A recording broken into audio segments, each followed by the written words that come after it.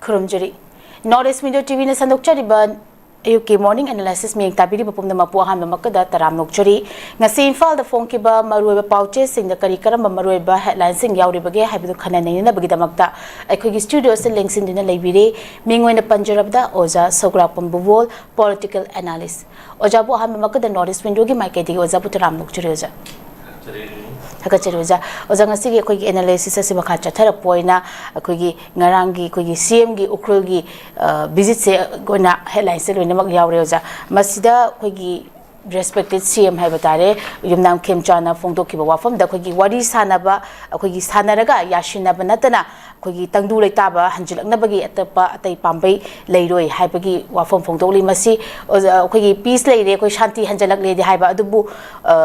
Kogi CMG wafam se paujel se pire basu koki na kogi kapthor pa nomedi kogi lepadi leite haba tare oza sai mapam de oza ge bamota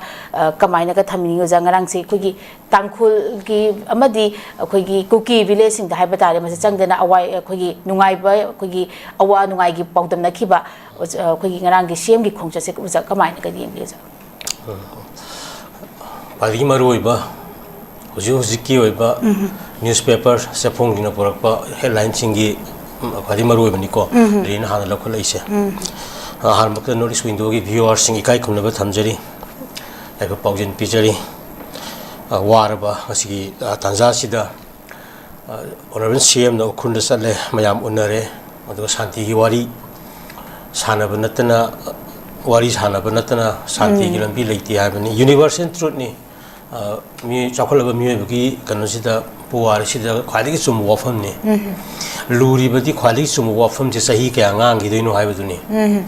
aduga hariba pc dialogue to bagi ground reality kaya nyam section da sem na bo na bagi haibani adu hairu sem katro matam da yada ba kangu du terrorist haidna define to dana misam ya pikli ba angang ani yauna Tamtina to me the bone capsule like a hatopa. Aduga Musu protest Akamama on ba, the Amuk, Madu Yanindi Haiduna, Saiki, hesitation, Piendra, Miyangi, Konging Hinamatamda, Madunitinium Chumna, Akogi Magi, Muk control over, Taunobagi Lambi Miama Supreme Court directive speed in a Kotana Mayama, priority peak of a Magi Nitinium, the Likanto, had a cup of a hot pop. Manipur abspagi karigi some habit the labor central forces mayam se abspa no empower to river pot adu ya gana khanbi kino yam tam thi ba haibetare si mayam ji action ji low do ba haibetare adu singma mayam si pendra ba ngasi zungarang su haying su adu sai gi kano si leiri bani irang si leiri bani and how government si karino gyarama tadre government si for the people of the people by the people and even Ram can hire magasum Pichi Miam the loy accept Tawibani. Housing na Miam na Sunagan the Ho Tolere, Nutigi, government against the authority against the Aduga Gomina Kariyamuk Torim, no question lady. Aduga Quaidegi Maru Wadi Badi Anisi link Lainabo Hotnaba Matamda. In tapas hanti chugai but the violent toriba terrorism with tabak toriba could not response to Buduni Habanida. Aduna a ngang but at the university chum the labor of Famaze, Sini to me, she will come Lalakaduino, Aduni. Smite of the numbers I gave chum the labor Waido, Adunga, say a kind of home puzzle I have neither government Sinanga is Aduna. Action taken do not action speaks louder than to words na haini wahai dagi thabak ni hena kalli haiduna aduna thabak ko ino utpaduni ba prajana pami base hojik lere akoi gi leiba aru government sisu matam yamna phangdaba period siga yenguraga di asing magi constitution crisis problem thu obra habagi ai kanu ai mot ai thamjari maramdi kanoni rishumi mari katang pa bi yabra mi government se phana phagera parliament mi constitution na piriba train thoi adu bongamdi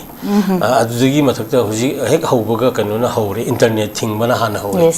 people ki voice social media da phana haining ba haisinu adagi ngangning bangang sinu adai da का हेंजनबा मयाम दुगी एक लो मयाम दु पांजलगा अहेन बदुगी ओइबा मागी action taken तौर लोइरे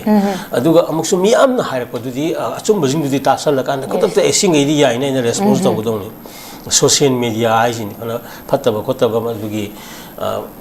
साइगी crime मयाम cyber crime की issues मयाम एक layer deal तौगदौनी प्रजा की खोलाउरी तागदबनी हाइबनी अदुदा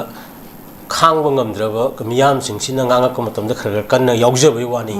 अदुनी खांग मथक्ता मखादा मै हौरा खांग मथक्ता लैबा खाजिंग नत्रगा ngaदा शांति की वारी कमाइना इंगना ngangu हाइनो सिनिदा इचा हातोक पिरबनी अदगी करिसु खंगद्रिबा ngang दो हातपदुगी एक्शन टेकन दो अदु लौदे मी थीगी मतमदसु लौगिदी शांति खोंगें चंग मतमदा मसाइगी कनो खुलक्की ओइ खुलाई पाय म्याम कनो अलोफुन एक्टिविस्ट म्याम संगसिन ब याक्सन बदु अदु कंट्रोल तो होगदौ दो तो होगदी हौजिसु अंगांग हाले खोले एक्शन टेकल लेती लुपा लाख तरा पिबदुना अत लोइबगी फिबम अदगी देन मिसम अहुम हाटपदुना कराई करी लेरे मखोइगिदी करी तौबिदोरी मखोइगिदम करी एनआईए द सिनबगी मोंग एनआईए आइजी माना थबक तौ मतमदा मा कनो सेंटर की अका येंगा तौदुनी सेंटर की अमुक मान क्लियरेंस हम पिद्रगदी मा थबक जथबजु यारुदीनी सेंटर गवर्नमेंट मथक्ता लेबना तमिना सिगुम अहोबा मयाम स्तर नमजलगा लैब मरक्सिता नाकंदा शांति की वारी सुम लावरगा लैबसे मसी ख्वादिगी पेंदे मरमदुना खोंगचसिंग असि कनोनी फत्ते हाइब नते फै अदुबु अलीब खोंगचसिंग मयाम सिंग असिना प्रमाण अमसु तौरियबा अखोइदा लिरिन को ngसाइगी मिसन मियाम दि चटप यागिरोय अखोय असवा सांग मंत्री मंदोन सीएम नत्रगा आर्मी की ऑफिसर सिंग पुलिस की मखोक थोंबसिंगी नि हाइबगी प्रमाण अमदि सेंगेदना मरमदि चटली खुदिंगी अदुम ngसाइगी वायलेंट एबा वाथोक मिनुंगसी खंगद्रबा क्वादगी माले तमथीबा अदुगुम थोक मयाम सम थोगा पिचम मियाम कमाइना कन सप यारिनो हाइबा अदु यादे हाइबदुमा खोंगचसिंग असिदगी हुजि फंगी मरमदना हौजिक्ति अखोई इवन मिजोराम दुबौदा लांदिंगा की मतमदा इवन इंदिरा गांधी की मतम होरंगनी अदाय कांद क्रैक डाउन को तौगिबा स्ट्राफिंग तौगिबगी तंजादु लाअबनी वाश आउट तौगम चंगी मसाइगी टेररिस्ट मयाम सिंगसे अदुना हौजिक्ति मसी पुरा सामथोक्ट्री मखै अखोइदा शांति जी पोरओय अदुगा टेररिस्ट सिंगसु वारी शांति वारी छानगदौ नतेको अदुना सिगी मयाम सि येंगाकांदा हौजिक्ति यामना अथुबा मतमदा मियामना खोइसाउनरगा संथलिबा एजिटेशन से मसिगी रेस्पॉन्स लौगदबनी अदुना अंगांग अनिगी जस्टिस अदुगा मदु खुदक फाबा कल्पिसिंग अदु मदु कनो तौगदबनी फागदबनी देन कनो मिसम अहुंगी एजिटेटर्स सिविलियन अहुंगी मखोइगी ओइबा इमुंग मनुंगी अमदि मखोइगी ओइबा कनो म्यामदो अखोइ जस्टिस पीगदबनी अमदि याम थुना पेरिफेरल सेंट्रल फोर्सेस मयाम सिंगसिना ngasi भौबदि इनसिक्योर ओइबा कनो फिबम अमदा थमे हाइबसे प्रजा मयाम से दुगा अनएटेटिव ओइबा कनो चिक्सिंदबगी कनो लौरे हाइबसे मसु उइ सिगी मयाम सि ओइने एक्शन टेकन तौरगा मियामगी fully secure punsiron amada thamdri phawbudi wahai phasa phasa nga gane yaroi haibasi yaham thawge azena chuma phone news amuka za khoi gi cm gi wafam tanga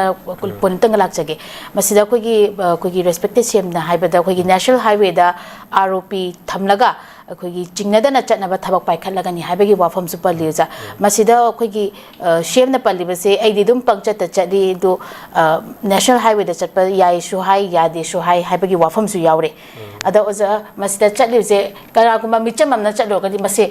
khona yai na chalu matam da khoi halakta ba su oi ba su yai ba oza masida oza khoi gi cm na chatli security myam yauri bani kana guard myam yauri bani oza sai ma poi wafam da ji khoi gi cm na palli ba wafam je kadi kamai na ga thamba ya lekin aduni chatle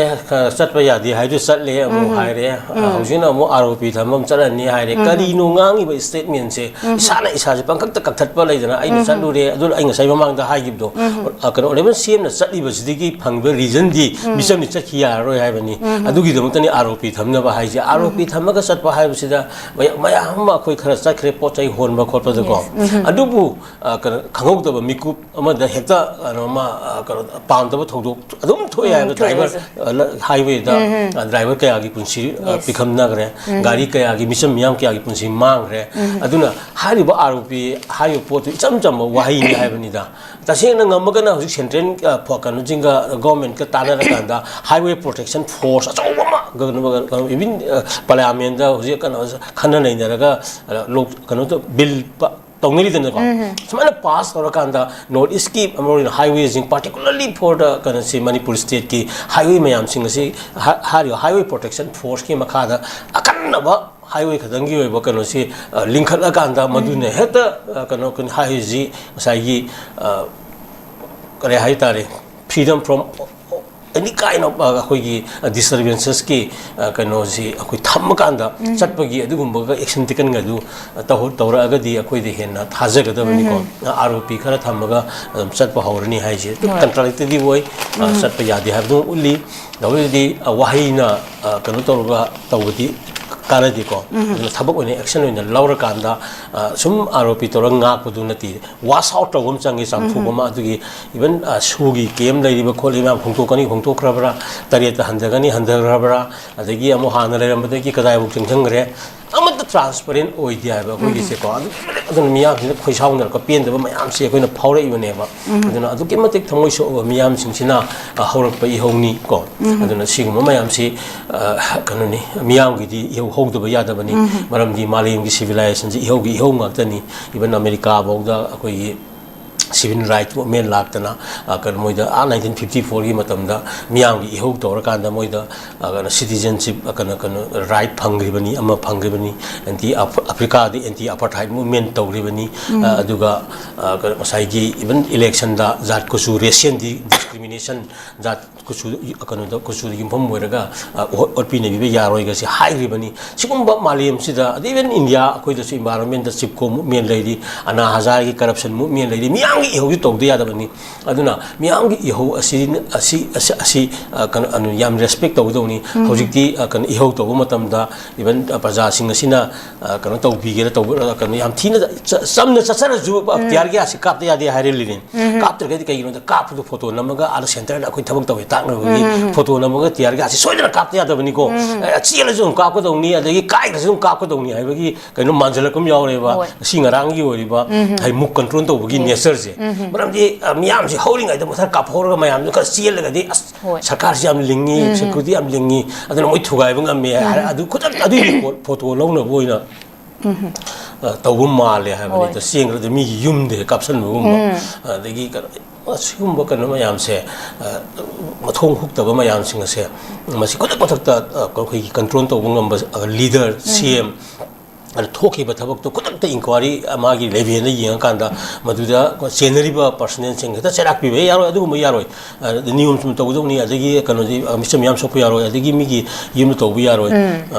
high when the sing mayam sing do yeng ni hojikti adugi wang bada masa ye report hana bagi photo kap na ba isam chamna dharna pham ju dum tia gas caption de ya da bi keno ma leire aduna sigum bagi wakhalon se ane ma thaki wakhalon se degi hongtok pasangi haiba kano si thamakanda yari ma kai kano wahai ina yam kana dinga gumsi thabak oina upiro praja ware taba phaja phaja basan mayam si ko aduna kan aphaba thabak kitang di uningi ko hoi oza mathang se khoi lamlong da chat kiba rally da chauna mungnarak padagi nupi mari shokre oza ngarang se khoi tonglaw bigit mi hat ka khoi mi hat ta pen da khoi leibak miyam na rally yauna tonga ba khongjang chansing bada khoi Imphal East ki maikai dagi lakhiba khongjang loi sing haiba tare khoi maira pai dun lakpa imai ben khoi maira pai bi singna khoi achumba khoi kuki narco terrorist singna chatharakli ba thong si yaning da ba amadi makhoi gi mathakta state lengang na action lakhot kedamni haibigi demand torja khongjang changshilak pada khoi police ka mukna rakpadagi ngarang tia gas sel kaptuna de smoke bomb kaptuna miyoi mari shohan kiba oza masi khoi hojik ojana su mamang su panbigre internet ban tawba then de hojik ki laiba sa khoi education ki system su am thina sole oza masi ngasi ga tharaga 11 days sure haba tare angang gi futures na karom dal oidoino hojik power school hangri aduga laiba film se oza kamaina ga si oza gi mot kamain thambini oza fail state hai bo akoina hai gi bado karani hoji manipur se fail kana state amani india itself sibu fail state amani magi manungi oi ba kano maya ma na nga aga putha bangam dri bani aduna praja mayam gi reality de dia aseng yang wari bani na masak thong ba sing sina tax mayam ma khongkal kanda kari kana bom nung khara top khara sar kana malem ji kano magi power masak ut na ba lakna ba gi kano duni reality seng na ground gi mi cham miyam ji gi kano way of life magi living status adagi magi economic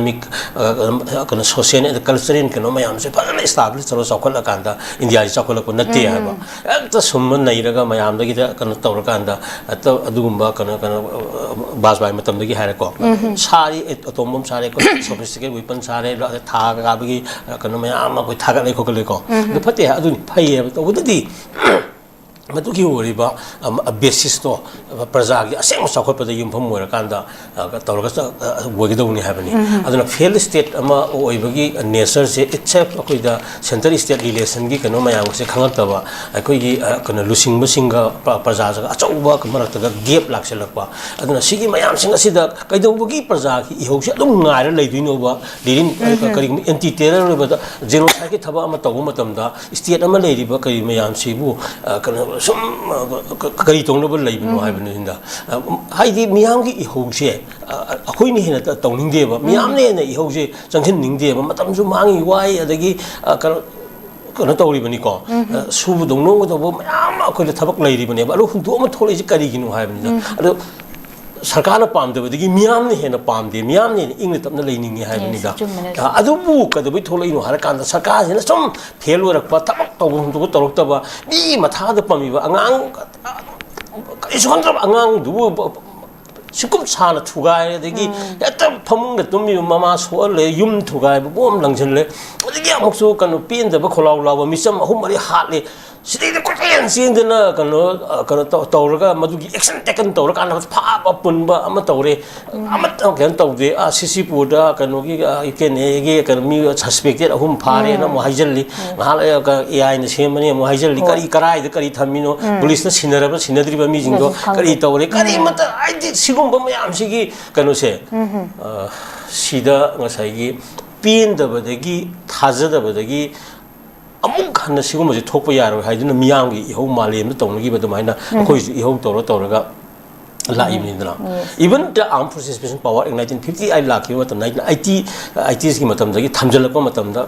tak tak na extrajudicial killing maram chadra misam miyam hak pa khotorok ba ngasai gi sen khara phikau yaw bu yada khoto adu gi kanu film lakpo da mai apai bi ima sing thongla akanda madu mumna akanda madu gi ihog gi mapana ni ngasi kanu mayam ma justice khara phangna supreme court na tawre extrajudicial killing da even kan tongan ba government agencies miyam chena ba gi resources ki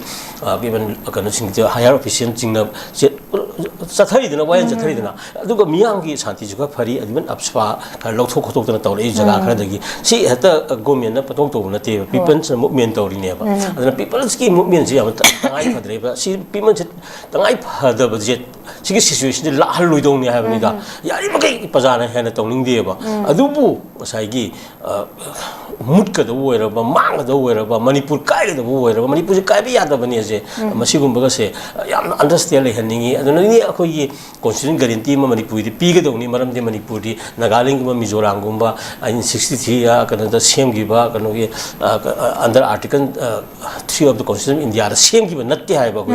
ko di established or historically evolved over through merger agreement lakpa election waraga su adana magi state treaty gi khudang chang khiba manipur ne ba sigum manipur gi identity sida toan ba proxy wa tawrakanda akoi gi ethnic kano balancing ama tawrakanda toan ba kano mayam se akoi gi kano machet hum thona ga thugai na ga silliba manipur demolition theory gi practice sama the government of India na rewriting the history of Manipuri ama sangjal la eba Manipur ki history je 5000 years ki matak ta lai 33 AD dagi akoi se kano royal chronicle idena nga sai ni thogum ra taruk pan na madu dagi tomar state formation la hatana na hai ri je atumai tau dana akoi yo phaba angan ba 18th century da akoi state ama oir aga sum laksara ka post gi history ken kano mayam se masi government of India na hujik lai ba central government kana si ꯃꯤꯁꯤꯡꯁꯤꯅ rewrite ꯇꯧꯅꯕ ꯍꯣꯠꯅꯔꯦꯕ ꯃꯀꯨꯞ ꯊꯥꯅ ꯊꯨꯒꯥꯏꯔꯀꯥꯟꯗ ꯉꯁꯥꯏꯒꯤ ꯂꯩꯍꯟꯗꯅꯕ ꯍꯣꯠꯅꯕꯒꯤ ꯄꯣꯠ ꯑꯃ ꯂꯥꯛꯄꯁꯦ ꯁꯤꯗꯤ ꯌꯥꯔꯣꯏ ꯍꯥꯏꯕꯅꯤꯗ ꯃꯤꯌꯥꯝꯅ ꯍꯥꯏꯔꯤꯕꯁꯦ ꯃꯔꯝꯗꯤ ꯑꯩꯈꯣꯏ ꯂꯩꯃꯤꯟꯅꯔꯤꯕ ꯐꯨꯔꯨꯞ 53 ꯅꯤꯄꯥꯟ ꯃꯥꯄꯟꯒꯤ ꯐ꯭ꯌꯨꯆꯔꯗꯤ ꯑꯝꯇ ꯂꯩꯇꯦ ꯍꯥꯏꯕꯅꯤꯗ ꯑꯗꯨꯅ ꯁꯤ ꯃꯌꯥꯝꯁꯤ ꯌꯦꯡꯉꯀꯥꯟꯗ ꯑꯩꯈꯣꯏꯅ ꯖꯁꯇꯤꯁ ꯄꯣꯔꯛꯑꯣꯅ ꯆꯪꯁꯤꯜꯂꯛꯀꯗꯧꯕ ꯃꯤꯌꯥꯝꯒꯤ ꯉꯁꯥꯏꯒꯤ ꯂꯝꯂꯣꯡꯗꯒ ꯇꯧꯔꯤꯕꯀꯣ ꯂꯤꯔꯤꯡꯒꯤ ꯄꯣꯏꯟꯗ ꯂꯥꯛꯑꯀꯥꯟꯗ ꯉꯁꯥꯏꯒꯤ ꯃꯤꯌꯥꯝꯒꯤ ꯏꯍꯧ ꯈꯔꯕꯨ ꯇꯧꯔꯕꯗꯤ ꯀꯩꯅꯣ ꯇꯤꯌꯥꯔꯤꯌꯥꯁꯤ ꯀꯥꯞꯍꯧꯗ ꯌꯥꯗꯕꯅꯤ ꯕꯣꯝ ꯅꯣꯡꯃꯩ ꯈꯔ ꯕ꯭ꯂꯦꯡ ꯐꯌꯥ ꯇꯧꯍꯧꯗꯕ ꯌꯥꯗꯕꯅꯤ ꯃꯔꯝꯗꯤ ꯑꯗꯨ ꯊꯕꯛ ꯇꯧꯔꯤ ꯍꯥꯏꯕ ꯎꯠꯄꯗꯣ ꯅꯥꯀꯜ ꯑꯃꯗ ꯐꯣꯇꯣ ꯁꯣꯏꯗꯅ ꯂꯧꯔꯝꯒꯅꯤꯀꯣ ꯃꯣꯏꯒꯤ ꯀꯥꯡꯕꯨ ꯑꯗꯨꯅ ꯍꯥꯏꯔꯤꯕ ꯐꯣꯇꯣꯗꯣ ꯃꯤ ꯑꯁꯣꯝꯅ ꯁꯦꯟꯇꯔꯗ ꯊꯥꯔꯒ ꯌꯥꯝꯅ ꯊꯋꯥꯏ ꯌꯥꯎꯅ ꯑꯩꯈꯣꯏ ꯍꯣꯠꯅꯔꯤ ꯀꯟꯅ ꯃꯤꯌꯥꯝ ꯀꯩꯅꯣ ꯇꯧꯁꯜꯂꯤ ꯍꯥꯏꯅ ꯏꯁꯥꯅ ꯏꯁꯥꯒꯤ ꯃꯤꯌꯥꯝꯕꯨ ꯀꯩꯅꯣ ꯇꯧꯕ ꯉꯝꯃꯦ ꯂꯥꯛꯁꯤꯟꯕ ꯉꯝꯃꯦ ꯁꯣꯛꯍꯟꯕ ꯉꯝꯃꯦ ꯍꯥꯏꯕꯒꯤ ꯀꯩꯅꯣꯝ ꯈꯛꯇ ꯆꯠꯂꯤ ꯃꯔꯝ ꯑꯗꯨꯅ ꯌꯥꯔꯤꯃꯈꯩ ꯀꯩꯅꯣꯅꯤ ꯍꯧꯖꯤꯛꯁꯨ ꯍꯌꯦꯡꯁꯨ ꯇꯧꯍꯧꯔꯛꯑꯣꯏ ꯍꯪꯆꯤꯠꯁꯨ ꯇꯧꯍꯧꯔꯛꯑꯣꯏ ꯉꯔꯥꯡꯒꯤ ꯑꯉꯥꯡ ꯍꯥꯠꯄꯁꯤꯡꯗꯨ ꯍꯦꯛꯇ ꯀꯩꯅꯣ ꯄꯨꯊꯣꯛꯑꯒ ꯗꯟꯗꯤ ꯄꯤꯌꯨ ꯀꯦꯄꯤꯇꯦꯜ ꯄꯅꯤꯁꯃꯦꯟ ꯑꯣꯏꯒꯦꯔꯥ ꯂꯥꯏꯐ ꯏꯝꯄ꯭ꯔꯤꯖꯟꯃꯦꯟ ꯑꯣꯏꯒꯦꯔꯥ ꯑꯃ ꯇꯧꯔꯒ ꯈꯨꯗꯛ ꯍꯥꯡꯗꯅ ꯂꯩꯔꯤꯕ ꯁꯦꯀ꯭ꯌꯨꯔꯤꯇꯤ ꯃꯔꯛꯁꯤꯗ ꯄꯤꯛꯈ꯭ꯔꯕ ꯃꯅꯤꯄꯨꯔꯒꯤ ꯖꯒꯥ ꯑꯁꯤꯗ ꯇꯧꯔꯝꯃꯤꯕ ꯄꯣꯠꯇꯨꯕꯨ ꯈꯨꯗꯛꯇ ꯍꯦꯛꯇ ꯑꯗꯨꯕꯨ ꯉꯝꯗꯕ ꯍꯥꯏꯁꯦ ꯑꯩꯈꯣꯏ ꯁ꯭ꯋꯥꯏꯗ ꯑꯣꯏꯔꯒꯗꯤ ꯀꯩꯅꯣ ꯄꯨꯡꯈꯥꯏ ꯐꯥꯔꯣꯏ ꯍꯥꯏꯕꯅꯤꯗ ꯑꯗꯨꯅ ꯁꯤꯒꯤ ꯑꯦꯛꯁꯟ ꯇꯦꯀꯟꯗꯨꯅꯦꯕ ꯑꯗꯨ ꯂꯩꯇꯕꯗꯒꯤ ꯃꯤꯌꯥꯝ ꯍꯧꯔꯛꯄꯅꯤꯀꯣ ꯃꯔꯝ ꯑꯗꯨꯅ ꯊꯕꯛ ꯑꯣꯏꯅ ꯑꯃꯨꯛꯇꯪ ꯐꯖꯅ ꯁ꯭ꯇꯦꯠ ꯑꯃꯒꯤ ꯂꯤꯗꯔ ꯑꯃ ꯑꯣꯏꯅ ꯁ꯭ꯇꯦꯠ ꯔꯦꯁꯄꯣꯟꯁꯤꯕꯜ ꯒꯕꯔꯟꯃꯦꯟ ꯑꯃ ꯂꯩꯕ ꯑꯣꯏꯅꯀꯣ ꯔꯦꯁꯄꯣꯟꯁꯤꯕꯤꯂꯤꯇꯤ ꯂꯧꯕꯤꯔꯀꯥꯟꯗ ꯑꯃꯨꯛꯁꯨ ꯃꯤꯆꯝ ꯃꯤꯌꯥꯝꯒꯤ ꯏꯍꯧꯁꯦ ꯂꯥꯛꯇꯅꯕ ꯊꯕꯛꯇꯨ ꯑꯣꯏꯅ ꯇꯧꯕꯤꯌꯨ ꯍꯥꯏꯕꯅꯤ ꯑꯩꯈꯣꯏꯗ ꯃꯗꯨꯗꯩꯗ ꯑꯩꯈꯣꯏꯒꯤ ꯆꯦꯡ ꯑꯍꯥꯎꯕ ꯄꯨꯔꯛꯑꯣ ꯍꯥꯏꯕꯗꯤ ꯏꯟꯖꯥꯡ ꯑꯍꯥꯎꯕ ꯄꯨꯔꯛꯑꯣ ꯍꯥꯏꯕ ꯅꯠꯇꯦ ꯑꯩꯈꯣꯏꯒꯤ ꯀꯩꯅꯣ ꯂꯩꯗꯅ ꯒꯥꯔꯤ ꯐꯖꯕ ꯄꯨꯔꯛꯑꯣ ꯍꯥꯏꯕ ꯅꯠꯇꯦ ꯑꯩꯈꯣꯏ ꯃꯤꯆꯝ ꯃꯤꯌꯥꯝꯕꯨ ꯍꯥꯠꯅꯤꯡꯕ ꯃꯇꯝꯗ ꯍꯥꯠꯂꯤꯕ ꯑꯗꯒꯤ ꯁꯣꯛꯍꯜꯂꯤꯕ ꯁꯣꯏꯅꯥꯏꯍꯜꯂꯤꯕ ꯃꯌꯥꯝꯗꯣ ꯑꯗꯨꯒꯤ ꯃꯤꯁꯤꯡꯗꯣ ꯗꯟꯗꯤ ꯄꯤꯌꯨ ꯍꯥꯎ ꯍꯥꯏꯕꯅꯦꯕ ꯑꯗꯨꯇꯪ ꯉꯝꯗ꯭ꯔꯒ ꯑꯗꯨ ꯉꯝꯗꯕ ꯀꯥꯡꯕꯨꯗꯨꯅ ꯀꯔꯝꯕ ꯑꯇꯣꯞꯄ ꯎꯄꯥꯏ ꯁꯤꯖꯤꯟꯅꯔꯒ ꯑꯐꯕ ꯒꯣꯔꯃꯦꯟꯅꯤ ꯂꯤꯗꯔꯅꯤꯅ ꯍꯥꯏꯅꯕꯒꯤ ꯃꯔꯝ ꯂꯩꯕꯒꯦ ꯍꯥꯏꯕꯗꯨꯅꯤꯀꯣ ꯑꯗꯨ ꯊꯝꯒꯦ ꯌꯥꯝꯅ ꯆꯨꯝꯕ ꯋꯥꯐꯝꯅꯤ ꯑꯣꯖꯥ ꯊꯝꯕꯤꯒꯦ ꯑꯣꯖꯥ ꯑꯩꯈꯣꯏꯒꯤ ꯃꯊꯪ ꯑꯁꯦ ꯑꯩꯈꯣꯏꯒꯤ ꯑꯅꯧꯕ ꯁꯦꯟꯁꯁ ꯄꯥꯡꯊꯣꯛꯇꯅ ꯗꯤꯂꯤꯃꯤꯇꯦꯁꯟ ꯇꯧꯅꯕ ꯑꯃꯁꯨꯡ women reservation amendment ꯇꯧꯅꯕ ꯄꯨꯊꯣꯛꯄ NDAꯒꯤ ꯕꯤꯜ ꯄꯥꯔꯂꯤꯌꯥꯃꯦꯟꯇꯗ ꯎꯞꯇꯨꯗꯨꯅ ꯇꯨꯈ꯭ꯔꯦ ꯍꯥꯏꯕꯒꯤ ꯍꯦꯗꯂꯥꯏꯟꯁ ꯑꯃꯈꯛ ꯌꯥꯎꯔꯤꯁꯦ ꯑꯣꯖꯥ ꯃꯁꯤ ꯑꯩꯈꯣꯏꯒꯤ ꯄ꯭ꯔꯥꯏꯝ ꯃꯤꯅꯤꯁꯇꯔ ꯅꯔꯦꯟꯗ꯭ꯔ ꯃꯣꯗꯤꯅ ꯂꯨꯆꯤꯡꯕ NDAꯒꯤ ꯃꯥꯏꯀꯩꯗꯒꯤ ꯃꯦꯝꯕꯔ 352ꯅ ꯚꯣꯠ ꯄꯤꯒꯗꯕꯗ ꯑꯩꯈꯣꯏꯒꯤ 269 ꯈꯛꯇꯅ ꯄꯤꯈꯤꯕ ꯂꯣꯛ ꯁꯚꯥꯒꯤ ꯔꯤꯖꯦꯛ ꯇꯧꯕꯗꯒꯤ ꯌꯨꯅꯤꯌꯟ ꯃꯤꯅꯤꯁꯇꯔ ꯀꯤꯔꯟ ꯔꯤꯖꯤꯖꯨꯅ ꯕꯤꯜ ꯑꯁꯤ ꯋꯤꯗ꯭ꯔꯣ ꯇꯧꯈꯤꯕꯅꯤ ꯍꯥꯏꯕꯒꯤ ꯋꯥꯐꯝꯅꯤ ꯑꯣꯖꯥ ꯁ꯭ꯋꯥꯏ ꯃꯇꯥꯡꯗ ꯑꯣꯖꯥꯒꯤ ꯑꯣꯏꯕ ꯑꯣꯄꯤꯅꯤꯌꯟꯗꯤ ꯀꯃꯥꯏꯅ ꯊꯝꯕꯤꯅꯤꯡꯉꯤ ꯁꯤꯅꯤ ꯑꯗꯣ ꯀꯩꯅꯣꯅꯤ ꯊꯕꯛ ꯇꯧꯕ ꯃꯇꯝꯗ ꯑꯩꯈꯣꯏꯅ ꯑꯗꯨꯝ ꯏꯔꯥꯏ ꯂꯥꯏꯅ ꯐꯣꯡꯅ ꯇꯧꯕꯁꯤꯡꯁꯦ ꯉꯁꯥꯏꯒꯤ ꯑꯩꯒꯤꯗ ꯃꯦꯖꯣꯔꯤꯇꯤ ꯈꯔ ꯂꯩ ꯑꯩꯈꯣꯏꯅ ꯇꯧꯅꯤꯡꯕ ꯇꯧ ꯌꯥꯔꯅꯤ ꯀꯥꯏꯅ ꯍꯥꯏꯕꯒꯤ ꯀꯩꯅꯣ ꯈꯔꯁꯨ ꯃꯁꯥꯗ ꯃꯃꯤ ꯍꯦꯛꯇ ꯇꯥꯔꯛꯄꯁꯤꯅꯅꯦ ꯌꯥꯝꯅ ꯐꯖꯕ ꯅꯨꯄꯤꯒꯤ ꯏꯁꯨ 33 ꯑꯩꯈꯣꯏꯒꯤ ꯄꯥꯔꯁꯟ ꯔꯤꯖꯥꯔꯕꯦꯁꯟꯁꯤ ꯑꯩꯈꯣꯏ ꯅꯥꯔꯤ ꯁꯛꯇꯤ ꯀꯣ ꯕꯟꯙꯟ ꯀꯩꯅꯣ ꯑꯩꯈꯣꯏꯒꯤ ꯑꯙꯤꯅꯤꯌꯝ ꯒꯥꯏꯅ 2023ꯗ ꯄꯥꯁ ꯇꯧꯔꯒ ꯑꯗꯨꯝ ꯌꯥꯈ꯭ꯔꯕ ꯀꯅꯥꯝꯇꯅ ꯀꯩꯅꯣ ꯌꯦꯠꯄ ꯂꯩꯇ꯭ꯔꯕ ꯄꯣꯠ ꯑꯃꯅꯦꯕ ꯅꯨꯄꯤꯒꯤ ꯔꯤꯖꯥꯔꯕꯦꯁꯟ ꯅꯨꯄꯤꯒꯤ ꯏꯝꯄꯥꯋꯔꯃꯦꯟꯁꯦ ꯃꯁꯤꯒꯤ ꯀꯩꯅꯣꯁꯤ ꯁꯤꯖꯤꯟꯅꯔꯒ ꯃꯗꯨꯒꯤ ꯃꯔꯨꯝꯗ ꯉꯁꯥꯏꯒꯤ 2011ꯗ ꯀꯩꯅꯣ ꯕꯦꯁ ꯇꯧꯔꯒ ꯁꯦꯟꯁꯁ ꯇꯧꯕ ꯑꯗꯨꯒ ꯉꯁꯥꯏꯒꯤ ꯄꯣꯄꯨꯂꯦꯁꯟꯗ ꯕꯦꯁ ꯇꯧꯔꯒ ꯀꯩꯅꯣ ꯇꯧꯕꯒꯤ ꯀꯩꯅꯣꯝꯃ ꯆꯪꯁꯤꯜꯂꯛꯏꯑꯕ ꯃꯔꯝꯗꯤ ꯍꯥꯏꯔꯤꯕ ꯃꯌꯥꯝꯁꯤꯡ ꯑꯁꯤꯗ ꯃꯃꯥꯡꯗꯁꯨ ꯏꯁꯨ ꯑꯣꯏꯈ꯭ꯔꯦꯗꯅ NRCꯒꯤ ꯀꯥꯒꯤ ꯀꯩꯒꯤ ꯃꯌꯥꯝ ꯇꯧꯕ ꯃꯇꯝꯗ ꯑꯩꯈꯣꯏꯗ ꯉꯁꯥꯏꯒꯤ ꯕꯥꯔꯠ ꯔꯦꯠ ꯀꯟꯇ꯭ꯔꯣꯜ ꯐꯖꯅ ꯇꯧꯕ ꯋꯥꯈꯜ ꯂꯩꯕ ꯁꯥꯎꯠꯀꯤ ꯁ꯭ꯇꯦꯠ ꯃꯌꯥꯝꯁꯤꯡꯁꯤꯅ ꯃꯥꯒꯤ ꯄꯣꯄꯨꯂꯦꯁꯟ ꯍꯟꯊꯔꯛꯄ ꯑꯗꯒꯤ ꯁꯣꯝ ꯅꯥꯀꯟꯗꯅ ꯍꯦꯛꯇ ꯀꯩꯅꯣꯅꯤ ꯕꯥꯔꯠ ꯀꯟꯇ꯭ꯔꯣꯜ ꯇꯧꯗꯕ ꯈꯣꯠꯇꯕ ꯁ꯭ꯋꯥꯏꯒꯤ ꯀꯩꯅꯣꯒꯤ ꯃꯦꯂꯦꯟꯒꯤ ꯑꯣꯏꯕ ꯁ꯭ꯋꯥꯏꯒꯤ ꯀꯩꯅꯣꯁꯤ ꯁ꯭ꯇꯦꯠꯁꯤꯡꯁꯤꯅ UP ꯏꯟꯗꯤꯌꯥ ꯁ꯭ꯋꯥꯏꯁꯤꯗꯅ ꯄꯣꯄꯨꯂꯦꯁꯟꯁꯤ ꯀꯥ ꯍꯦꯟꯅ ꯍꯦꯟꯒꯠꯂꯛꯈꯤꯕ ꯑꯗꯨ ꯑꯣꯏꯇꯥꯔꯒꯗꯤ ꯍꯥꯏꯔꯤꯕ ꯀꯩꯅꯣꯁꯤꯡꯁꯦ ꯗꯤꯂꯤꯃꯤꯇꯦꯁꯟ ꯇꯧꯔꯛ ꯇꯥꯔꯒꯗꯤ ꯁꯤꯠ ꯃꯁꯤꯡꯁꯤ ꯀꯩꯅꯣꯅꯤ ꯀꯩꯅꯣ ꯑꯗꯨꯝ ꯁꯦꯟꯇꯔꯁꯤ ꯂꯩꯔꯤꯕ ꯀꯩꯅꯣꯁꯤꯡꯗ ꯁ꯭ꯇꯦꯠ 3-4ꯁꯤꯅ ꯑꯗꯨꯝ ꯄꯥꯏꯔ ꯂꯩꯔꯅꯤ ꯍꯥꯏꯕꯒꯤ ꯀꯩꯅꯣꯗ ꯑꯗꯨꯒꯨꯝꯕꯒꯤ ꯏꯁꯨꯁꯤꯗ ꯌꯥꯎꯁꯜꯂꯛꯄꯀꯣ ꯂꯤꯔꯤꯟ ꯑꯗꯨꯅ ꯁꯥꯎꯗꯔꯟꯒꯤ ꯁ꯭ꯇꯦꯠꯁꯤꯡꯁꯤꯅ ꯃꯗꯨ ꯌꯥꯅꯤꯡꯉꯛꯇꯕ ꯑꯩꯈꯣꯏꯗꯤ ꯏꯀ꯭ꯋꯦꯟ ꯀꯩꯅꯣꯁꯤ ꯔꯤꯄ꯭ꯔꯖꯦꯟꯇꯦꯁꯟ ꯄꯥꯝꯃꯛꯄ ꯑꯗꯨꯅ ꯑꯩꯈꯣꯏ ꯏꯁꯥꯃꯛꯁꯨ ꯄꯥꯝꯃꯤꯅꯤ ꯅꯝꯕꯔ ꯑꯣꯐ MPꯁꯗꯨ ꯂꯩꯅꯤꯡꯕ ꯂꯩꯖꯁꯅꯨ ꯑꯗꯨꯒꯤ ꯁ꯭ꯇꯦꯠꯀꯤ ꯄꯣꯠ ꯂꯥꯛꯑꯒꯗꯤ ꯑꯩꯈꯣꯏꯗꯤ ꯁ꯭ꯇꯦꯠ ꯂꯩꯔꯤꯕ ꯏꯟꯗꯤꯌꯥꯗ ꯂꯩꯔꯤꯕ ꯁ꯭ꯇꯦꯠ ꯃꯌꯥꯝꯁꯦ ꯄꯤꯛꯀꯦꯔꯥ ꯆꯥꯎꯒꯦꯔꯥ ꯁ꯭ꯇꯦꯠ ꯏꯁ ꯁ꯭ꯇꯦꯠ ꯑꯗꯨ ꯑꯣꯏꯇꯥꯔꯒꯗꯤ ꯀꯩꯅꯣꯅꯤ ꯑꯩꯈꯣꯏꯒꯤ MPꯒꯤ ꯀꯩꯅꯣꯁꯦ ꯃꯥꯒꯤ ꯑꯣꯏꯕ ꯔꯤꯄ꯭ꯔꯖꯦꯟꯇꯦꯁꯟꯁꯦ ꯃꯁꯤꯡꯗ ꯅꯠꯇꯕ ꯃꯥꯒꯤ ꯄꯋꯥꯔ ꯀꯩꯅꯣꯗ ꯂꯩꯍꯟꯕꯤꯔꯣ ꯁꯤꯅꯤꯗ ꯑꯩꯅ ꯄꯥꯝꯃꯤꯅ ꯁꯝꯅ UPꯗꯒꯤ MP 50 ꯂꯥꯛꯑꯦ 100 ꯂꯥꯛꯑꯦ ꯍꯥꯏꯔꯣꯅꯦ ꯑꯗꯨ ꯑꯣꯏꯇꯥꯔꯒꯁꯨ ꯃꯅꯤꯄꯨꯔꯗꯒꯤ 2ꯗꯪ ꯂꯩꯔꯁꯨ 3ꯗꯪ ꯂꯩꯔꯒꯁꯨ MP 100ꯗꯒꯤ ꯃꯅꯤꯄꯨꯔꯒꯤ MP ꯑꯃꯅ MP ꯀꯩꯅꯣꯒꯤ 50ꯒꯤ ꯀꯩꯅꯣ ꯄꯋꯥꯔ ꯂꯩ ꯀꯥꯏꯅ ꯑꯗꯨꯃꯥꯏꯅ ꯍꯥꯏꯔꯒꯗꯤ ꯑꯗꯨꯝ ꯌꯥꯏ ꯍꯥꯏꯕꯅꯤ ꯃꯥꯒꯤ ꯑꯦꯔꯤꯌꯥꯗꯨꯒꯤ ꯗꯔꯀꯥꯔ ꯂꯩꯕ MPꯗꯨ ꯊꯝꯖꯕꯩ ꯋꯥꯅꯤ ꯄꯣꯄꯨꯂꯦꯁꯟꯒꯤꯀꯣ ꯊꯝꯖꯔꯦ ꯈꯜꯂꯒꯁꯨ ꯁ꯭ꯇꯦꯠ ꯔꯤꯄ꯭ꯔꯖꯦꯟꯠ ꯇꯧꯔꯛꯄ ꯃꯇꯝꯗꯗꯤ ꯉꯁꯥꯏꯒꯤ ꯀꯩꯅꯣꯗꯣ ꯁ꯭ꯇꯦꯠ ꯈꯨꯗꯤꯡꯃꯛꯀꯤ MPꯁꯦ ꯆꯞ ꯃꯥꯟꯅꯕ ꯃꯥꯒꯤ ꯄꯔꯁꯦꯟꯇꯦꯖ ꯑꯃꯒꯤ ꯀꯩꯅꯣꯝꯇ ꯊꯝꯃꯒꯗꯤ ꯃꯥꯒꯤ ꯑꯁꯦꯡꯕ ꯗꯦꯃꯣꯀ꯭ꯔꯦꯁꯤꯒꯤ ꯀꯩꯅꯣꯗꯨ ꯂꯩꯒꯅꯤ ꯑꯩꯈꯣꯏꯒꯤ ꯑꯦꯝ ꯄꯤꯁꯨ ꯃꯒꯨꯟ ꯌꯥꯝ ꯆꯥꯎꯔꯅꯤ ꯑꯗꯨꯏ ꯀꯥꯟꯗ ꯃꯔꯝꯗꯤ ꯑꯦꯝ ꯄꯤ 150 ꯂꯩꯕ ꯑꯃꯗ ꯑꯩꯈꯣꯏꯒꯤ ꯑꯦꯝ ꯄꯤ 3 ꯊꯥꯔꯦ ꯈꯜꯂꯣꯀꯣ ꯑꯗꯨ ꯇꯥꯔꯒꯗꯤ 50-50ꯒꯤ ꯄꯋꯥꯔ ꯂꯥꯛꯇꯣꯏꯅꯤ ꯑꯩꯈꯣꯏ ꯑꯦꯝ ꯄꯤ ꯑꯃꯅ ꯚꯣꯠ ꯄꯤꯕ ꯃꯇꯝꯗ 50ꯒꯤ ꯄꯋꯥꯔꯒ ꯂꯩꯍꯜꯂꯒꯗꯤ ꯑꯗꯨꯃꯥꯏꯅ ꯇꯧꯗꯅ ꯑꯇꯣꯞꯄ ꯁ꯭ꯇꯦꯠ ꯄꯣꯄꯨꯂꯦꯁꯟꯒꯤ ꯕꯦꯁ ꯇꯧꯔꯀꯥꯟꯗ ꯃꯥꯒꯤ ꯖꯒꯥꯒꯤ ꯑꯦꯗꯃꯤꯅꯤꯁꯇ꯭ꯔꯦꯁꯟꯒꯤ ꯅꯠꯇ꯭ꯔꯒ ꯃꯥꯒꯤ ꯀꯩꯅꯣ ꯃꯌꯥꯝꯒꯤ ꯗꯤꯕꯦꯂꯞꯃꯦꯟꯒꯤ ꯀꯔꯤꯒꯤ ꯌꯦꯡꯁꯤꯟꯅꯕꯒꯤꯗꯃꯛꯇ ꯗꯔꯀꯥꯔ ꯂꯩꯕ ꯑꯦꯝ ꯄꯤ ꯃꯁꯤꯡ ꯊꯝꯖꯔꯣ ꯇꯧꯕꯗꯨꯗꯤ ꯁ꯭ꯇꯦꯠ ꯔꯤꯄ꯭ꯔꯖꯦꯟ ꯇꯧꯔꯀꯥꯟꯗꯗꯤ ꯃꯥꯟꯅꯕ ꯄꯔꯁꯦꯟꯇꯦꯖ ꯑꯃꯗ ꯀꯩꯅꯣ ꯁ꯭ꯇꯦꯠ ꯈꯨꯗꯤꯡꯃꯛꯀꯤ ꯂꯩꯒꯅꯤꯒ ꯍꯥꯏꯕꯔꯣꯝꯕꯒ ꯑꯗꯨꯒꯨꯝꯕꯒ ꯇꯧꯍꯟꯅꯤꯡꯕ ꯑꯗꯨ ꯅꯠꯇꯕꯤꯗ ꯌꯥꯝꯅ ꯄꯤꯛꯄ ꯄꯣꯂꯤꯇꯤꯛꯁ ꯍꯥꯏꯕ ꯇꯥꯔꯦ ꯉꯁꯥꯏꯒꯤ ꯀꯩꯅꯣ ꯃꯦꯖꯣꯔꯤꯇꯤ ꯑꯣꯏꯍꯧꯅꯕ ꯑꯩꯈꯣꯏꯒꯤ ꯀꯩꯅꯣꯅ ꯁ꯭ꯇꯦꯠ ꯈꯔꯅ ꯑꯗꯨꯝ ꯏꯟꯗꯤꯌꯥꯁꯦ ꯀꯟꯇ꯭ꯔꯣꯜ ꯇꯧ ꯂꯩꯅꯕ ꯈꯣꯠꯅꯕꯒꯤ ꯃꯃꯤ ꯈꯔ ꯇꯥꯕꯁꯦ ꯑꯁꯤꯒꯨꯝꯕꯁꯤ ꯌꯥꯟꯁꯤꯜꯂꯒ ꯁꯤꯗ ꯇꯧꯔꯤꯅꯤ ꯌꯥꯎꯁꯜꯂꯛꯄ ꯍꯥꯏꯇꯥꯔꯦ ꯑꯩꯈꯣꯏꯅ ꯗꯤꯂꯤꯃꯤꯇꯦꯁꯟ ꯕꯤꯜ 2026ꯅꯤ ꯑꯗꯨꯅ 2021ꯒꯤ ꯁꯦꯟꯁꯁꯀꯤ ꯕꯦꯁ ꯇꯧꯔꯒ ꯇꯧꯅꯤ ꯍꯥꯏꯕꯅꯤ ꯑꯗꯨꯒ ꯌꯨꯅꯤꯌꯟ ꯇꯦꯔꯤꯇꯣꯔꯤꯒꯤ ꯑꯦꯃꯦꯟꯃꯦꯟ ꯕꯤꯜ 2026ꯁꯨ ꯌꯥꯎꯔꯤꯅꯤ ꯁꯤꯗꯩꯗ ꯁꯤꯒꯤ ꯃꯌꯥꯝꯁꯤꯒꯤ ꯃꯔꯨꯝꯒꯤ ꯐꯠꯇꯕꯁꯤꯡꯁꯤꯅ ꯅꯨꯄꯤꯒꯤ ꯀꯩꯅꯣꯁꯦ ꯔꯤꯖꯥꯔꯕꯦꯁꯟꯒꯤ ꯐꯖꯕꯁꯦ ꯃꯁꯤ ꯃꯥꯡꯗ ꯊꯝꯃꯒ ꯂꯥꯛꯄꯗꯒꯤ ꯉꯁꯥꯏꯒꯤ ꯃꯗꯨ ꯔꯨꯂꯤꯡꯗ ꯂꯩꯖꯔꯒꯁꯨ ꯀꯩꯅꯣꯒꯤ ꯑꯇꯣꯞꯄ ꯃꯗꯨꯅ ꯁꯣꯛꯍꯟꯒꯗꯧꯕ ꯁ꯭ꯇꯦꯠꯁꯤꯡꯒꯤ ꯀꯩꯅꯣ ꯃꯌꯥꯝꯗꯨꯅ ꯌꯥꯅꯤꯡꯉꯛꯇꯕꯅꯤ ꯍꯥꯏꯕꯅꯤꯗ ꯑꯗꯨꯅ ꯗꯤꯐꯤꯠ ꯇꯧꯔꯤꯅꯦꯕ ꯑꯗꯨꯅ ꯍꯧꯖꯤꯛꯀꯤ ꯄꯣꯠꯁꯦ ꯌꯥꯝ ꯁꯦꯡꯅ ꯅꯨꯄꯤꯒꯤ ꯉꯥꯛꯇꯒꯤ ꯕꯤꯟꯗꯨ ꯄꯨꯊꯣꯛꯄꯤꯔꯣ ꯃꯌꯥꯝ ꯀꯅꯥꯝꯇ ꯌꯦꯠꯂꯣꯏ ꯑꯗꯩ ꯑꯇꯣꯞꯄꯁꯤꯡꯗꯨꯅ ꯗꯤꯕꯦꯠ ꯇꯧꯔോ ꯁꯤꯅꯤ ꯑꯗꯨꯅ ꯍꯧꯖꯤꯛꯇꯤ ꯀꯩꯅꯣꯁꯤ ꯃꯤꯌꯥꯝꯁꯤ ꯅꯠꯇ꯭ꯔꯒ ꯑꯇꯣꯞꯄ ꯑꯣꯄꯣꯖꯤꯁꯟ ꯑꯣꯏꯔꯣ ꯑꯃ ꯑꯣꯏꯔꯣ ꯂꯣꯏ ꯃꯁꯤꯒꯤ ꯃꯥꯌꯣꯛꯇ ꯂꯩꯕꯁꯤꯡꯁꯦ ꯅꯨꯄꯤꯕꯨ ꯏꯝꯄꯥꯋꯔ ꯇꯧꯕ ꯄꯥꯝꯗꯕ ꯀꯥꯡꯕꯨꯅꯤ ꯀꯥꯏ ꯇꯥꯍꯟꯕ ꯌꯥꯅꯕ ꯌꯥꯝꯅ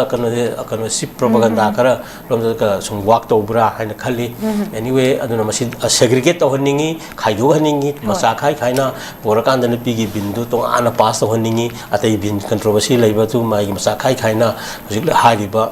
ꯃꯌꯥꯝꯒꯤ ꯏꯁꯨꯁ ꯃꯌꯥꯝꯁꯤꯁꯨ ꯈꯔ ꯇꯥꯔ ꯈꯣꯠ ꯇꯧꯔꯒꯀꯣ ꯁ꯭ꯇꯦꯠꯀꯤ ꯑꯣꯏꯅ ꯑꯄꯤꯛꯄ ꯁ꯭ꯇꯦꯠ ꯑꯩꯈꯣꯏꯒꯤ ꯑꯣꯏꯅ ꯍꯧꯖꯤꯛ ꯍꯥꯏꯖꯈꯤꯕꯗꯣ ꯑꯗꯨꯅ ꯀꯩꯅꯣ ꯄ꯭ꯔꯣꯄꯣꯔꯁꯅꯦꯜ ꯄꯔꯁꯦꯟꯇꯦꯖ ꯑꯃꯗ ꯑꯦꯝꯄꯤꯁꯤꯡꯁꯦ ꯈꯟꯕ ꯃꯁꯤꯡ irrespective of numbers ꯅꯠꯇꯕꯤꯗꯀꯣ equal representationꯒꯤ define ꯇꯧꯕ ꯆꯪꯉꯤ ꯍꯥꯏꯕ ꯁꯥꯏ ꯊꯝꯒꯦꯀꯣ ꯑꯣꯖꯥ ꯂꯣꯏꯁꯤꯜꯂꯛꯄꯁꯦ ꯑꯩꯈꯣꯏꯒꯤ ꯐ꯭ꯂꯥꯏꯠꯇ ꯆꯠꯅꯅꯕ ꯁꯦꯜ ꯂꯩꯇꯕꯗꯒꯤ ꯃꯅꯤꯄꯨꯔꯒꯤ JNV 12ꯒꯤ ꯃꯍꯩꯔꯣꯏꯁꯤꯡ ꯑꯁꯥꯝꯗ ꯄꯥꯡꯊꯣꯛꯀꯗꯕ ꯔꯤꯖꯅꯦꯜ ꯃꯤꯠꯇ ꯁꯔꯨꯛ ꯌꯥꯕ ꯉꯝꯂꯣꯏꯗꯧꯔꯦ ꯍꯥꯏꯕ ꯋꯥꯐꯝ ꯑꯃ ꯌꯥꯎꯔꯤ ꯑꯣꯖꯥ ꯃꯁꯤ ꯑꯩꯈꯣꯏꯒꯤ ꯑꯁꯥꯝꯗ ꯄꯥꯡꯊꯣꯛꯀꯗꯧꯕ ꯑꯩꯈꯣꯏꯒꯤ ꯅꯣꯔꯠ ꯏꯁ ꯁ꯭ꯇꯦꯠꯁꯤꯡꯒꯤ ꯑꯣꯏꯕ ꯑꯩꯈꯣꯏꯒꯤ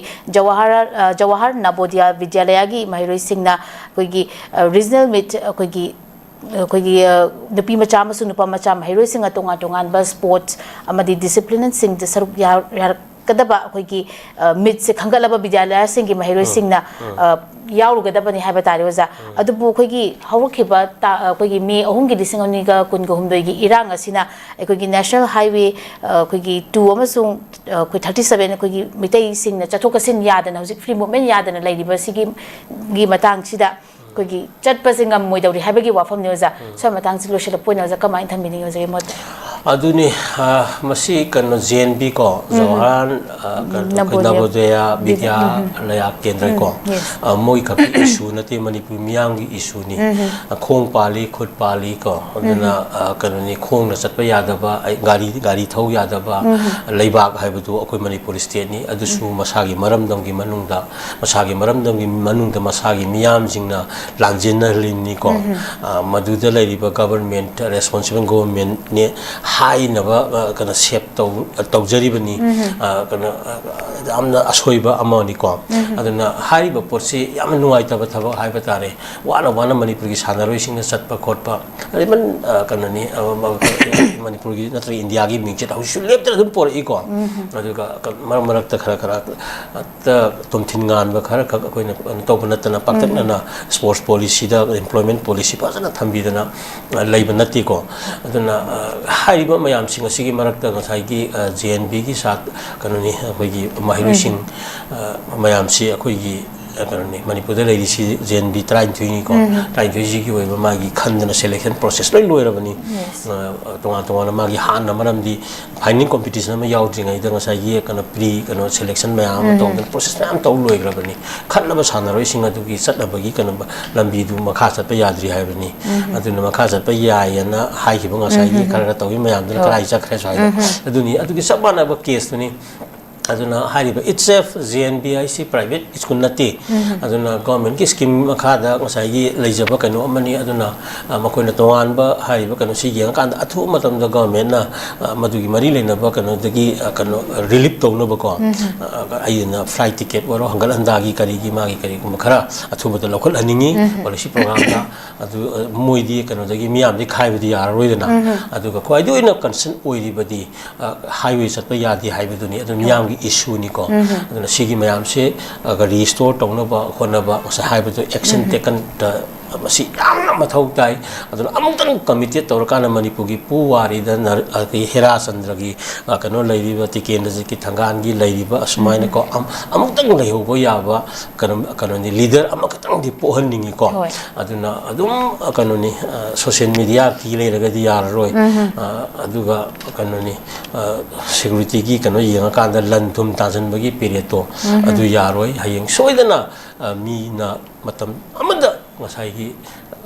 soidana miyam na khunga kanoni thina ngangnara kani ko aduga amuk ai sirba matungda manipur da su leader khara dum palli dana koida kamai gi jati gi don gi natana siban eba muslim marakta gi isi mati pangan gi sinaw da gi akoi alimudin dum akoi kitang modern same oina dum palli dana ali gi sing gi kanu da gi isini naw sing gi marakta gi yangma so saija ga dum palli dana ko atai afaw same leite ay mate lei tawbada di apfa pusalaki ba same kanano adagi kana pusalaki kanano hay bagi record na hena sai bak same ata oina tawe ba aduna sigum asi yenga kanda amutang di tielaba matam sida yam model loiba aga manipur gi history ya yumpham oraga ipa ipu mayam gi asanga masani ko khalla kanda center state relation gi federalism gi oriba aga sai power ga ju kitang exercise tawge natraga di manipur miyam se kanoni adugi matik kanoni apibam sara roi tunglam chat leitre aduga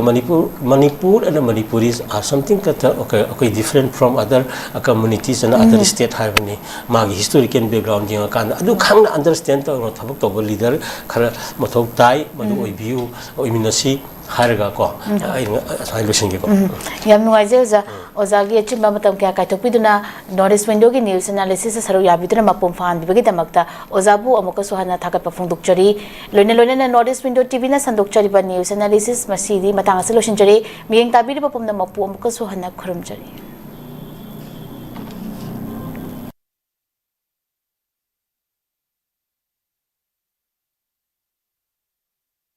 Haksang panatamge hairabadi iramda masimaktada leiba khwaidagi pharaba hospital singi manungda ama oiriba Babina Hospital leijari mafam asida thajaba yaraba amadi sel yamna changdana specialty kun henbada ana layeng bagi khudong chaba pizari pediatrics cardiology cosmetic surgery amadi specialty makal makha kayada aikhoigi specialist singna marik chumna thawai hakchang yauna layeng jari aduna state wangmada amuk kari gi chatlugani aikhoigi manipur da su hojikti awang bathaki healthcare fanglabada matam mangan biraganu sel hena tingan biraganu aikhoigi specialist singdagi malemgi apaba thaki layeng patak yumpam oiba service lobiu Babina Hospital where hope meets compassion akupa marol gidamak Babina Hospital Sajiwa Jail Road Khabai Soi Imphal East lengsin birau natraga aikhoigi phone number 6909390666 ta call to birau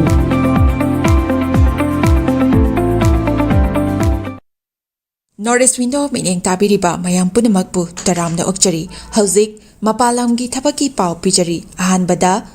athubagi oina Dubai gi warehouse worker gi thabak kauri hairiba thabak asi apply to binengba miyoisingna presentable and good communication skill leibeta natana masagi chahi kunma thoidagina kuntra taret phawbada leiba oibigadabani hairiba thabak asigi pijariba khudong chabasing adudi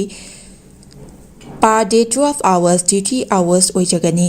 per week ta 6 days duty oijagani 2 years work visa pijagani loinana accommodation and transportation pijabata natana medical and insurance su pijagani hairiba thabak asigi thagi oiba salary lising kuntare tagi haujagani ani subada United Arab Emirates ke driver gi thabak kauri hairiba thabak asi apply to winning ba miyosingna Indian car license ka loinana Gulf ki license leiba oigadabani amasung basic English communication leigadabani ꯍꯥꯏꯔꯤꯕ ꯊꯕꯛ ꯑꯁꯤꯒꯤ Indian licence ꯄꯥꯏꯕꯤꯕ ꯃꯤꯑꯣꯏꯁꯤꯡꯒꯤ ꯊꯥꯒꯤ ꯑꯣꯏꯕ ꯁꯦꯂꯔꯤꯗꯤ 50,000 ꯗꯒꯤ ꯍꯧꯖꯒꯅꯤ꯫ Golf licence ꯄꯥꯏꯕ ꯃꯤꯑꯣꯏꯁꯤꯡꯒꯤ ꯊꯥꯒꯤ ꯑꯣꯏꯕ ꯁꯦꯂꯔꯤ 55,000 ꯗꯒꯤ ꯍꯧꯖꯒꯅꯤ꯫ ꯑꯍꯨꯝꯁꯨꯕꯗ ꯕꯦꯍꯔꯟ ꯋꯥꯇꯔ ꯄꯥर्कꯀꯤ ꯐꯤꯃꯦꯜ ꯔꯤꯇꯦꯜ ꯁ꯭ꯇꯥꯐ 10 ꯀꯧꯔꯤ꯫ ꯍꯥꯏꯔꯤꯕ ꯊꯕꯛ ꯑꯁꯤ ꯑꯦꯄ꯭ꯂꯥꯏ ꯇꯧꯕꯤꯅꯤꯡꯕ ꯃꯤꯑꯣꯏꯁꯤꯡꯅ ꯔꯤꯇꯦꯜ ꯑꯦꯛꯁꯄꯤꯔꯤꯌꯦꯟꯁ ꯂꯩꯕꯒ ꯂꯣꯏꯅꯅ ꯌꯥꯝꯗ꯭ꯔꯕꯗ 165 ꯁꯦꯟꯇꯤꯃꯤꯇꯔꯒꯤ ꯆꯥꯡꯗ ꯋꯥꯡꯕ ꯑꯣꯏꯕꯤꯒꯗꯕꯅꯤ꯫ ꯊꯕꯛ ꯑꯁꯤ ꯇꯧꯕ ꯃꯤꯑꯣꯏꯁꯤꯡꯅ ꯄꯤꯔꯤꯕ ꯈꯨꯗꯣꯡꯆꯥꯕꯁꯤꯡ ꯑꯗꯨꯗꯤ ꯑꯦꯀꯣꯃꯣꯗꯦꯁꯟ, ꯇ꯭ꯔꯥꯟꯁꯄꯣꯔꯇꯦꯁꯟ ꯑꯗꯨꯒ ꯗ꯭ꯌꯨꯇꯤ ꯃꯤꯜꯁꯨ ꯄꯤꯖꯒꯅꯤ꯫ ꯍꯥꯏꯔꯤꯕ ꯊꯕꯛ ꯑꯁꯤ ꯊꯥꯒꯤ ꯑꯣꯏꯕ ꯁꯦꯂꯔꯤ 68,000 ꯗꯒꯤ ꯍꯧꯖꯒꯅꯤ꯫ ꯑꯀꯨꯞꯄ ꯃꯔꯣꯜꯒꯤꯗꯃꯛꯇ 7005273217 ꯅꯠꯇ꯭ꯔꯒ 9366230077 ꯅꯠꯇ꯭ꯔꯒ ꯑꯩꯈꯣꯏꯒꯤ office north east window TV building ꯍꯠꯇꯥ ꯅ꯭ꯌꯨ ꯆꯦꯀꯣꯟ ꯔꯣꯗꯇ ꯂꯦꯡꯁꯤꯟꯕꯤꯔꯛꯎ꯫